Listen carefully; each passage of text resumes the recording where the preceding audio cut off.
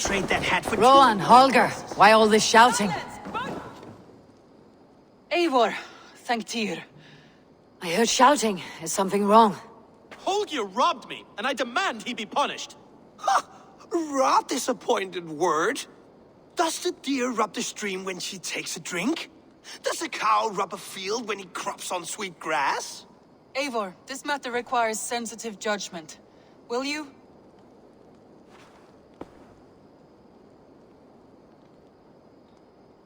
Of course.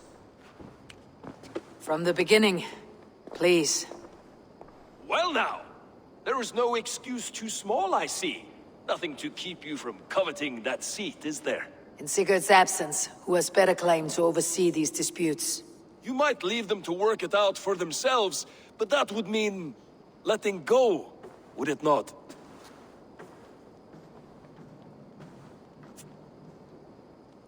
Please start again. Tell me all that has happened. I will start. I have been falsely accused by this Saxon Philistine. A filly what? Are you mocking me? Silence, please. I'll hear both of your complaints and render a decision, awarding compensation if needed. Understood? Rowan, tell me your version of these events. As you are aware, Holger and I are neighbors.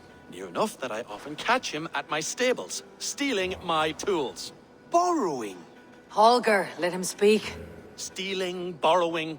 My point being, I have always allowed him to use whatever he pleased. I greatly admire your Norse generosity and had hoped to match it.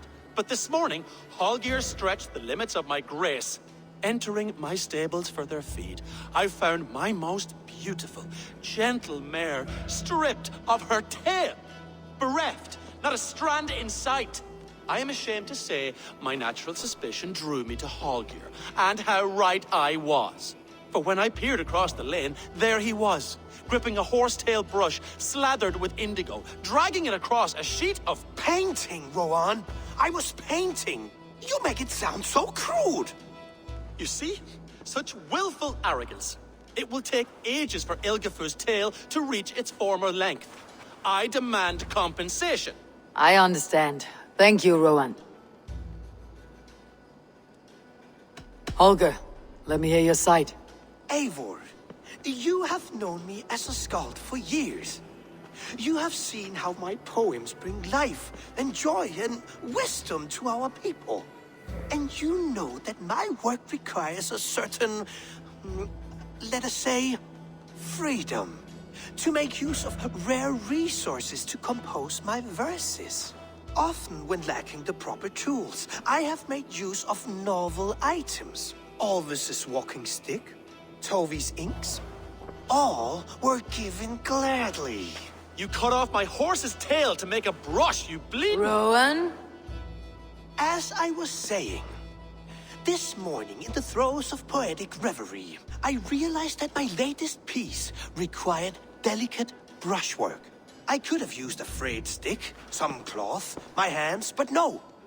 I needed something gentler, softer. To make a perfect brush, I needed the fine hairs of a well-raised horse. And so I availed myself of a local resource. You clipped Alfgafur's tail to the rump without asking. It was early. I did not wish to wake you. Thank you, Holger. I believe I understand your position. I believe I have heard enough. If you'll... My horse looks like a fool, Eivor. No handsomer than a donkey now. You must do something. Do not conflate hair with beauty, Rowan. She remains radiant. Elgifur's hair will grow back in no time. Quiet, both of you. Now listen.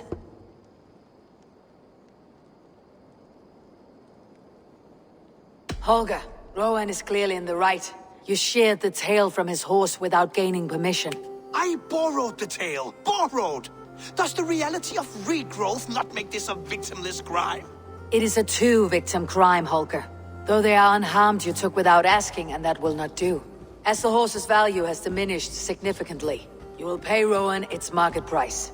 But the horse was not for sale. Rowan, admit it. My decision is final, Holger. Pay what you owe and meet tomorrow as friends. And if I do, may I keep the horse? Pay the man and be done with it. Rowan, does this satisfy you? It does. Thank you, Eivor. Good. Then by Tyr's blessing, let this matter rest. We are done here. Return to your homes in peace.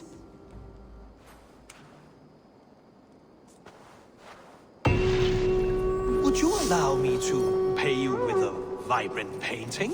After all, in some ways you helped in its creation. Absolutely not. Silver is the only color I wish to see from you.